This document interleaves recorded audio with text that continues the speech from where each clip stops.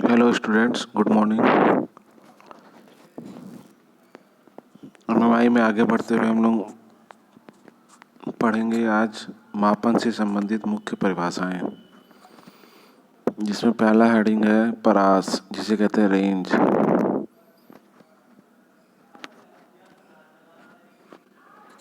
आप लोगों को मैंने बताया था परास क्या होता है। परास बेसिकली किसी यंत्र की न्यूनतम से अधिकतम सीमा तक मापी जा सकने वाली लिमिट को परास कहते हैं। जैसे अगर हमारे पास कोई वर्नियर कैलिपर है जिस पे लिखा हुआ है 0 से लेके 150, यानी कि वो क्या कर सकता है, 150 मिलीमीटर तक मैक्सिमम डायमेंशन को चेक कर सकता है। इसका मतलब उसका परास हो गया 150। तो इसी प्रकार माइक्रोमीटर की परास 0 से 25 mm तक भी होती है, 50 mm तक होती है, 75 भी होती है, 100 मिलीमीटर तक भी होती है। सेकेंड परिभाषा है अल्पतमांक, यानी कि जिसे हम इंग्लिश में कहते हैं लीस्ट काउंट। तो किसी मापन यंत्र द्वारा मापी जा सकने वाली न्यूनतम माप को अल्पतमांक कहते हैं। दूसरे शब्दों में किसी मापन यंत्र के मापन स्केल पर एक विभाजन के बराबर की माप को अल्पतमांक कहते हैं। इसे स्केल विभाजन का मान भी कहते हैं। जैसे मैंने आपको लैब में कराया था वर्नियर कैलिपर और माइक्रोमीटर, तो मैंने बताया था उस समय कि वर्नियर कैलिपर का जो मैकेनिकल वर्नियर कैलिपर होता है उसका अल्पतमांक होता है 0.02 mm।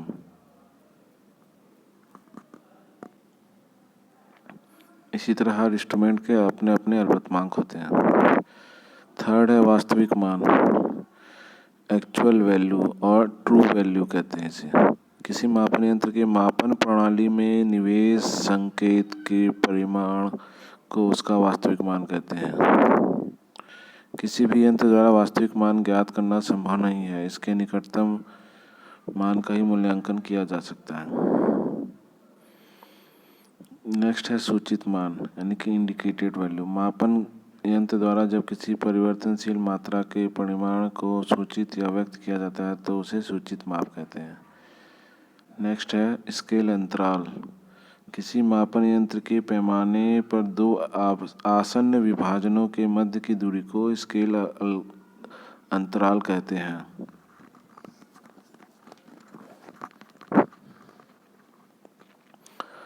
सुग्राह्यता, सेंसिटिविटी।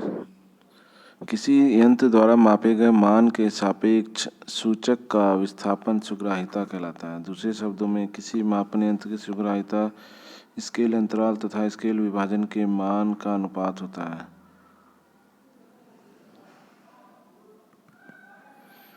बारंबारता, यानी कि रिपीटेबिलिटी, बहुत इम्पोर्टेंट है, ये पूछता है। एक ही प्रकार के मापन यंत्र द्वारा किसी एक प्रचाल को एक समान परिस्थिति में एक ही निरीक्षक द्वारा एक ही विधि से मापने पर यदि समान या एक ही माप आए तो इसे बारंबारता या रिपीटेबिलिटी कहते हैं। दूसरा है रिप्रोड्यूसिबिलिटी, यानी कि पुनरुत्पादकता। इसमें क्या है, एक ही प्रचाल को भिन्न भिन्न निरीक्षक द्वारा असमान परिस्थितियों में विभिन्न विधियों द्वारा यंत्रों द्वारा मापने पर यदि समान माप आए तो उसे रिप्रोड्यूसिबिलिटी कहते हैं। नेक्स्ट है पठनीयता, रीडेबिलिटी। मापन यंत्र के पाठ्यांक को सरलतापूर्वक पढ़ने की सुविधा को पठनीयता कहते हैं।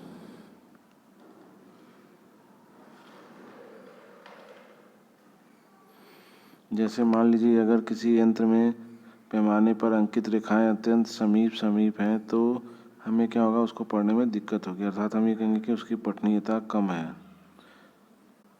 तो इस केस में क्या कर सकते हैं, इसी पैमाने के साथ अगर कोई आवर्धक लेंस लगा दिया जाए तो उसको हम आसानी से पढ़ सकते हैं, तो वो पठनीयता अच्छी हो जाएगी।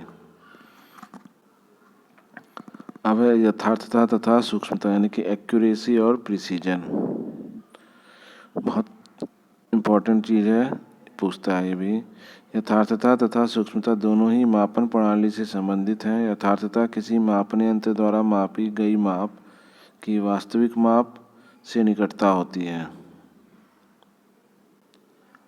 अर्थात हम जो अननोन क्वांटिटी को मेजर कर रहे हैं, तो जितनी बार मेजर कर रहे हैं तो जो वो वैल्यू आ रही है उसके निकट कितने निकट आ रही है, वो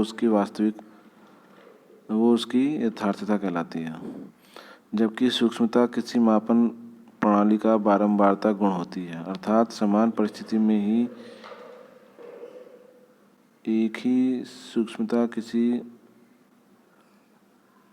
एक ही प्राचाल के मापन में एक ही यंत्र द्वारा निरीक्षण के द्वारा माप ली जा सकने वाली जितनी समानता होगी वह यंत्र इतना ही सूक्ष्म होगा। इसको हम नीचे ये 3 फिगर दे रखे हैं, इनसे अच्छे से समझ सकते हैं। इसमें क्या है, जो पहला है फिगर है,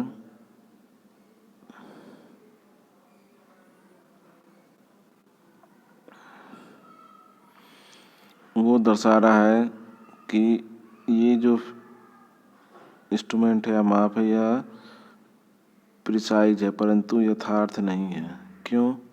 क्योंकि जो हमारी इस फिगर से ग्राफ से दिख रहा है कि हमारा जो वास्तविक माप है वो और जो औसत माप आ रही है उसमें काफ़ी त्रुटि है। जो हम रीडिंग ले रहे हैं बार बार वो उस औसत माप पे आ रही है, या कह सकते हैं कि वास्तविक माप से काफ़ी त्रुटि आ रही है। तो ये प्रिसाइज तो है लेकिन एक्यूरेट नहीं है। फिर दूसरा है,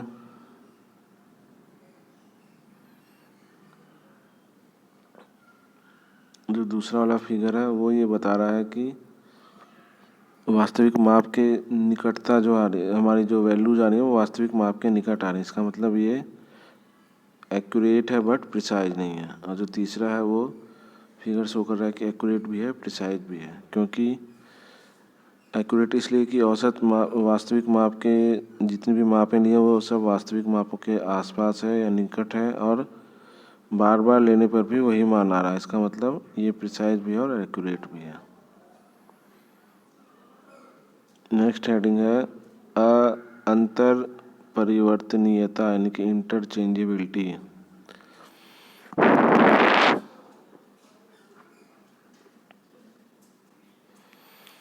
आधुनिक औद्योगिक परिवेश में किसी एक यंत्र चालक या कार्यशाला द्वारा सभी आवश्यक अवयवों को बनाना असंभव है। साथ ही विभिन्न कारणों से मशीनों, ढांचे, यंत्रावली के सभी अवयवों का निर्माण एक ही प्रदेश या देश में संभव है। इस कारण आजकल विभिन्न अवयवों का उत्पाद लागत कम करने के लिए वृहद या समूह उत्पादन अलग अलग किया जाता है और फिर उन्हें संयोजित कर दिया जाता है। संयोजन करते समय अगर एक समान उत्पाद से कोई भी उत्पाद लगाया जा सकता है, परंतु इस कारण यह आवश्यक है कि एक पुर्जा दूसरे पुर्जे में आसानी से संयोजित हो, और यह तभी संभव है जबकि उत्पादों, अवयव या पुर्जों में अंतर परिवर्तनीयता का गुण हो।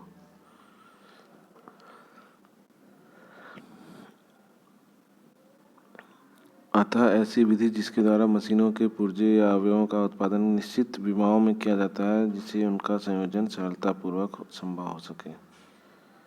उत्पाद अंतर परिवर्तनीयता को ध्यान में रखकर बनाने पर पुर्जों या अवयवों के संयोजन करते समय उनके चयन और समायोजन की आवश्यकता नहीं पड़ती तथा किसी प्रकार की संपूरक क्रिया की भी आवश्यकता नहीं पड़ती। अतः कम कीमत पर अधिक उत्पादन होता है जिसके कारण उत्पादन लागत कम हो जाती है। अब है इसके लाभ ये हैं कि संयोजन में समय कम लगता है, उत्पादन की मात्रा बढ़ जाती है, उत्पादन लागत कम हो जाता है जिससे एक यंत्र चालक एक ही प्रकार के उत्पाद बनाता है जिसके कारण उत्पाद की गुणवत्ता बढ़ जाती है। उत्पाद का निरीक्षण करना सरल हो जाता है। एक ही तरह के उत्पादों का निर्माण अलग अलग स्थानों पर किया जा सकता है और बदलने के लिए पुर्जे अवयव आसानी से बाजार में उपलब्ध होते हैं। नेक्स्ट हेडिंग है मापन में त्रुटियां।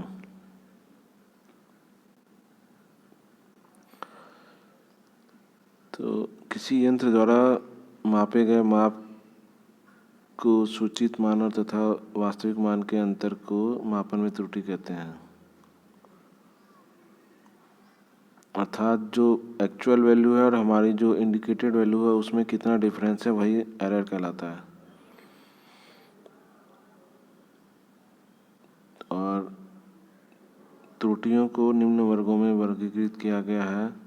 पहला है सिस्टमैटिक और कंट्रोलेबल एरर्स, यानी कि व्यवस्थित या नियंत्रित या नियंत्रणीय त्रुटियां, अर्थात जो कि हम कंट्रोल कर सकते हैं।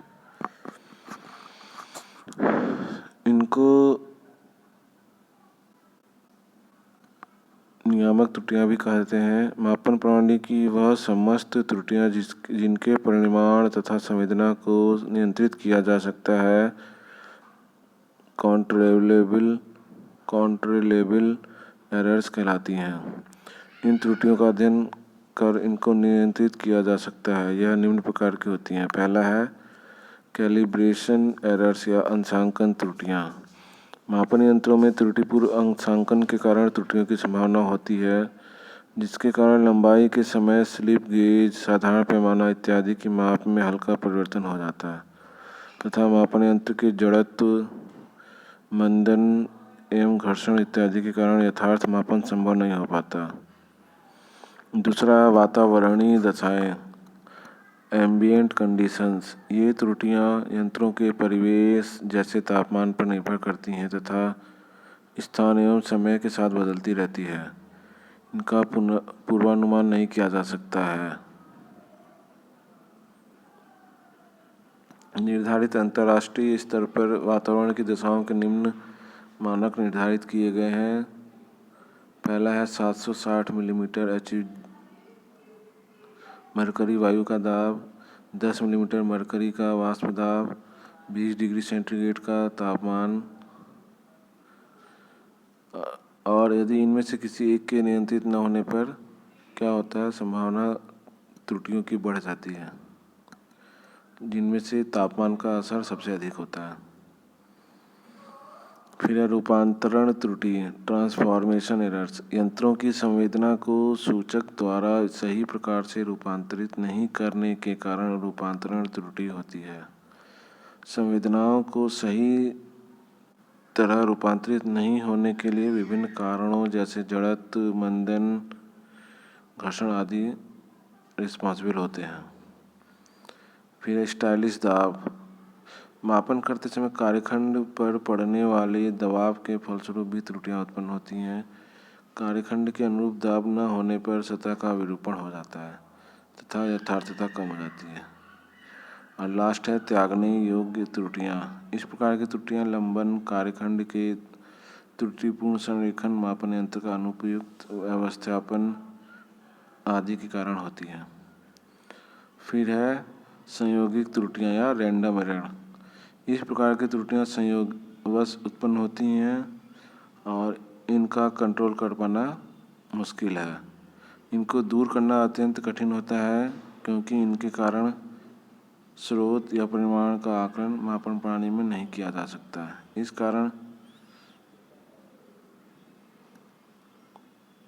इनका अध्ययन सांख्यिकी विधि द्वारा करके नियंत्रण किया जा सकता है। ये निम्न प्रकार की त्रुटियां होती हैं। पहला है प्रेक्षक त्रुटि, ऑब्जर्वर एरर, यानी कि जो प्रेक्षक है उसके कारण क्या हो रहा है। इन त्रुटियों का कारण प्रेक्षक होता है। प्रेक्षक द्वारा त्रुटि के मुख्यतः दो कारण होते हैं। व्यक्तिगत कारण भी हो सकते हैं कि उसका स्वभाव कैसा है, थकान है, क्षमता है, कैसी सावधानी बरत रहा है, कैसा प्रशिक्षण मिला है। और बाह्य कारक भी हो सकता है कि लाइट बहुत कम है, बाहर से शोर बहुत तेज है, कंपन हो रहा आदि। दूसरा टाइप है इसमें त्रुटिपूर्ण मापन यंत्र। मापन यंत्र में थोड़ी सी खराबी के कारण भी मापन में त्रुटि संभव होती है, जैसे कि मापन यंत्र के लीवर जोड़ में हल्का सा विस्थापन, पुर्जों के बीच घर्षण आदि।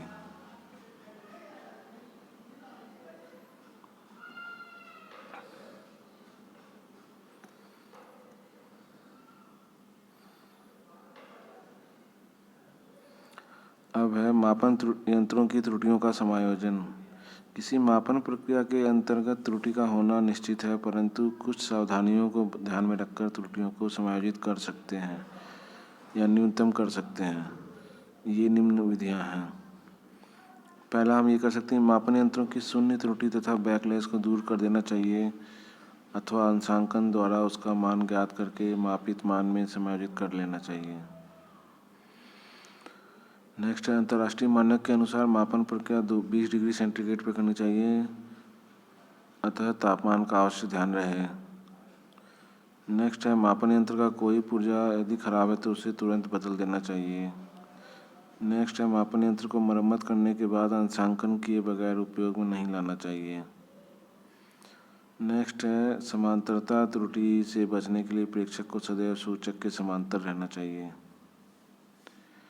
नेक्स्ट है, कोज्या त्रुटि से बचने के लिए एप्स सिद्धांत का प्रयोग करना चाहिए।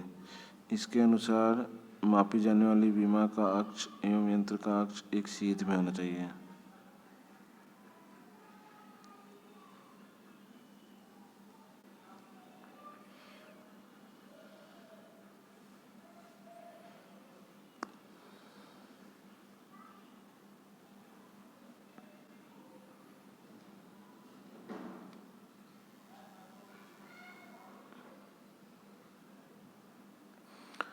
नेक्स्ट है, हेडिंग है लिमिट, फिट एंड टॉलरेंस।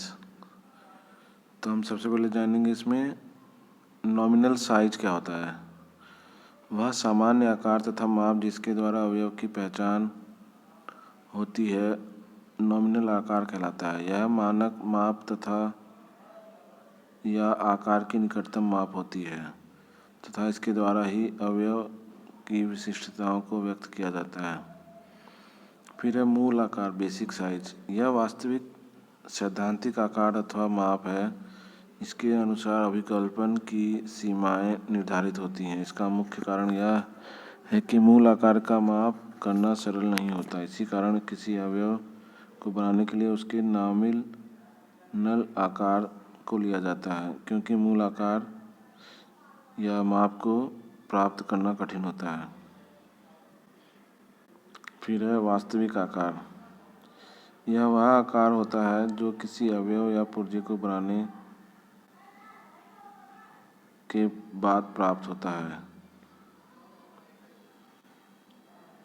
अब है लिमिट्स ऑफ साइज।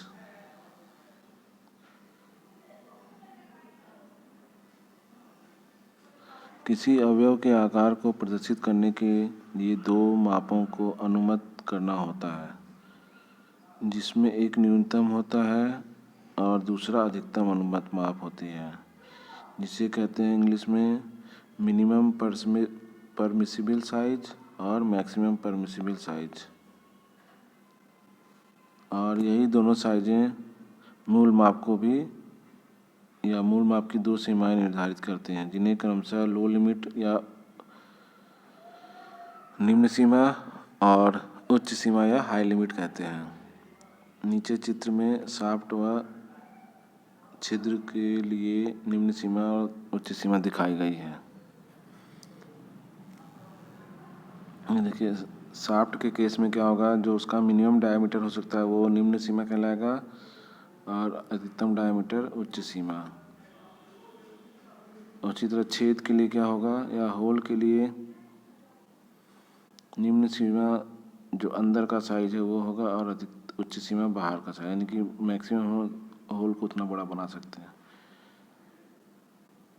तो ये हो गया हमारा माप की सीमा। फिर है सीमांतर। प्रायोगिक तौर पे हम यह कहते हैं कि किसी भी अवयव का निर्माण मूल माप के अनुसार असंभव है, अतः उनकी जो दो सीमाएं दी होती हैं उसी के बीच उनको बनाया जा सकता है। तो इस प्रकार जो किसी माप की उच्च सीमा तथा निम्न सीमा के अंतर को ही सीमांतर या टॉलरेंस कहते हैं।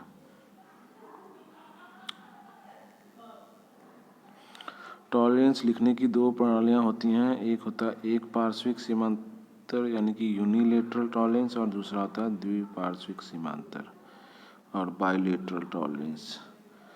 तो एक यूनिलेटरल में क्या होता है, इस प्रणाली में अवयव की मूल माप में एक ही दिशा में विचलन प्रदान किए जाते हैं।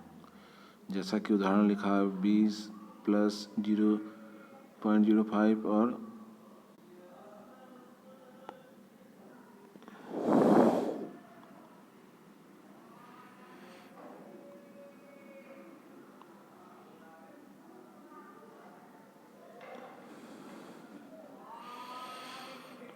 20 प्लस 0.05 और माइनस 0.00, या फिर दूसरा उदाहरण है 20 प्लस 0.0 और माइनस में 0.05। इसमें क्या है, वैल्यू लिखी है माइनस में लेकिन वो नीचे नहीं जा रहा है, यानी कि मैक्सिमम 20 होगा, मिनिमम 20 रखेंगे और मैक्सिमम 20.05। तो एक ही तरफ के लिए ये सीमांतर दे रखा है। द्विपार्श्विक में क्या होता है, इसमें जो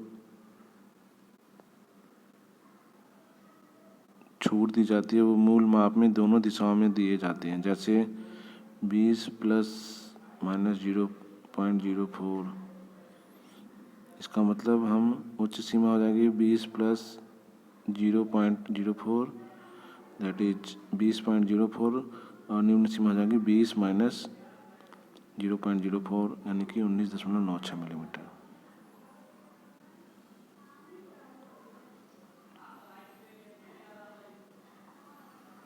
फिर है सीमा तथा आसंग की शब्दावली, यानी कि टर्मिनोलॉजी फॉर लिमिटर फिट। पहला है इसमें शाफ्ट। शाफ्ट का अर्थ सदैव गोली शाफ्ट में का व्यास से नहीं होता है, अपितु किसी भी पुर्जे के जो बाहरी डायमेंशन होती है उसका मतलब होता है शाफ्ट। क्योंकि इससे पहले आप लोग ये जानते होंगे कि शाफ्ट माने गोल छड़ नहीं, इसमें होता है शाफ्ट का मतलब कोई भी पुर्जा का बाहरी डायमेंशन। छिद्र के लिए क्या होता है, छिद्र का मतलब सदैव वृत्तीय छिद्र नहीं होता है, जबकि किसी भी पुर्जे की भीतरी विमा से मतलब होता है इसका। थर्ड है छूट, अलाउंस। शाफ्ट तथा छिद्र के संगत माप का अंतर छूट कहलाता है।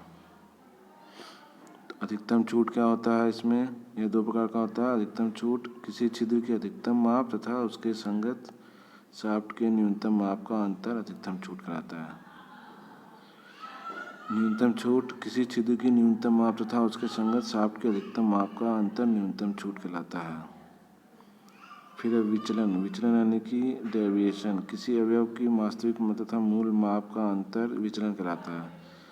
यह भी दो प्रकार का होता है। उच्च विचलन यानी कि किसी छिद्र या शाफ्ट के माप की उच्चतम सीमा तथा मूल माप का बीजगणितीय अंतर उच्च विचलन कहलाता है। निम्न विचलन किसी छिद्र या शाफ्ट के माप की न्यूनतम सीमा तथा मूल माप का बीजगणितीय अंतर निम्न विचलन कहलाता है।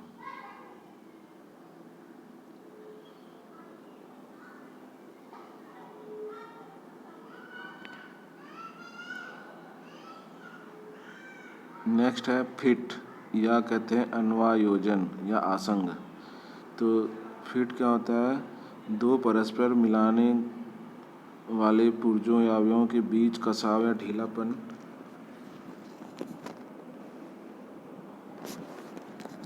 फिट कहलाता है। यह अवयवों की माप की सीमाओं पर निर्भर करता है।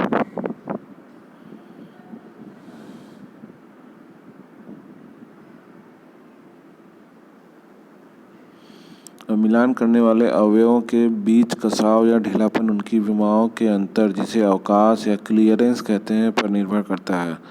अवकाश के आधार पर फिट तीन प्रकार के होते हैं। पहला है अवकाश आसंग यानी कि क्लियरेंस फिट। इसमें शाफ्ट की विमा छिद्र की विमा से सदैव छोटी होती है, अर्थात मिलान करने वाले अवयव आवश्यकतानुसार सरक सकते हैं या अपने अक्ष के परितः घूर्णन गति कर सकते हैं। जैसा कि पहला फिगर दिख रहा है, इसमें जो शाफ्ट है वो होल के इंटरनल डायमीटर से छोटी है। फिर है बाधा फिट यानी कि इंटरफेरेंस फिट। इसके अंतर्गत या इसमें क्या होता है, छिद्र की विमा सदैव शाफ्ट की विमा से छोटी होती है। इस कारण अवयवों को जोड़ने के लिए बाहरी बल की आवश्यकता पड़ती है तथा इनके बीच कोई सापेक्ष गति नहीं हो सकती है। थर्ड है ट्रांजिशन फिट। इसमें छिद्र की उच्च माप शाफ्ट की निम्न माप से बड़ी होती है, अर्थात